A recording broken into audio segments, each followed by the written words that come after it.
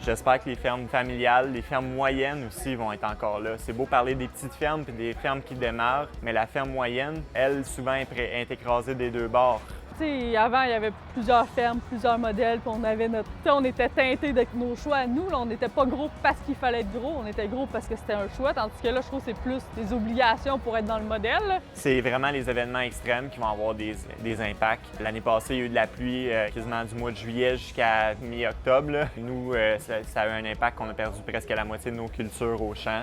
Pour ce qui est de la forêt nourricière, c'est que c'était d'avoir une diversité dans les cultures. S'il arrive une maladie quelconque pour une sorte d'arbre, bien, au moins en ayant une variété, bien, ça nous permet là, de pouvoir augmenter les chances de succès du projet. Puis l'objectif est de donner les récoltes de ces forêts-là à des organismes dans le besoin de la région. Je trouvais que ça faisait vraiment une belle boucle, que là, dans le fond, j'aide les jeunes à se trouver un endroit pour faire leur projet, puis eux, avec leur projet, aident les gens dans le futur. On n'a pas des ressources énormes.